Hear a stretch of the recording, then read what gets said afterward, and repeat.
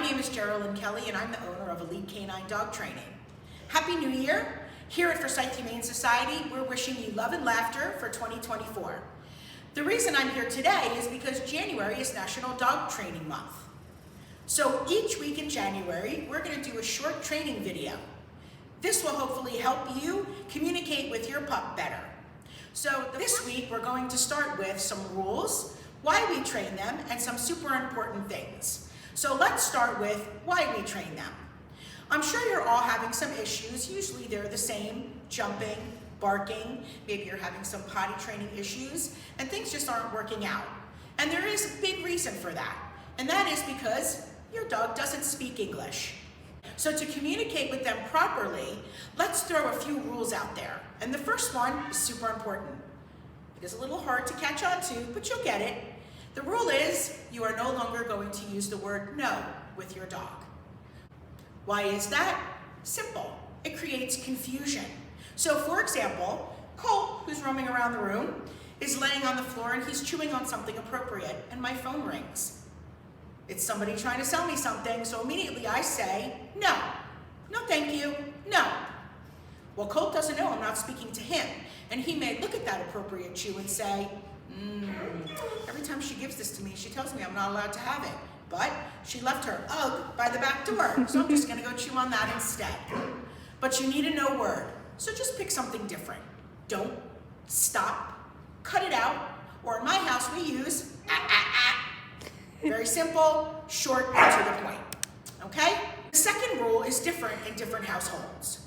If you have a single dog home, you are not going to attach the dog's name to your reprimand. So it's just simply going to be don't, stop, or whatever you've chosen. If you have a multi-dog household, you have to attach their name so that dog knows they're being reprimanded and the other one doesn't think they're getting in trouble. But it has to come out happy and fun, no matter how mad you are. Why? Because we want your dog to want to come to you when you call them. When they get out of the house and they're in the backyard running around, you want them to want to come to you when you call them. And if they think they're getting in trouble, they're not going to want to come.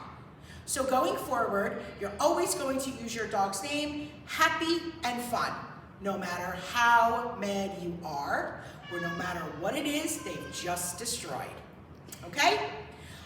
Okay, 3 things that are super important. The first one, everybody has it. Some of you have a little, some of you have a lot, and it's patience.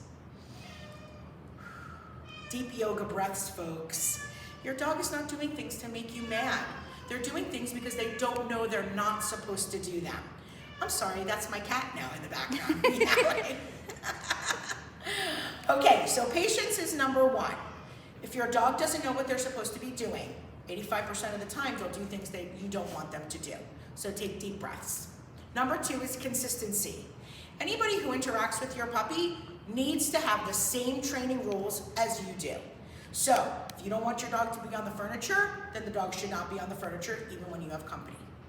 Number 3 is timing. Dogs have what they consider a 3-second memory. It doesn't mean they forget everything after 3 seconds, although when you have an untrained dog, it most certainly does feel that way. What it means is they're living for the moment. So for example, Colt destroyed all the throw pillows on my couch. He never did that. He was a good puppy. But let's just say that he did. And I come into the living room, I see those pillows, I grab him and I drag him over to him and I tell him what a bad dog he is. But when I found him, he was sleeping in his bed. So what does he think he's getting in trouble for?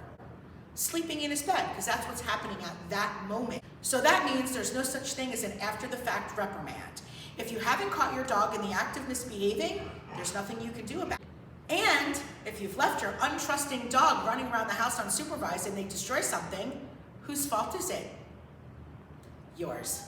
So on that note, I will leave you with all that information and we will see you next week. Happy New Year!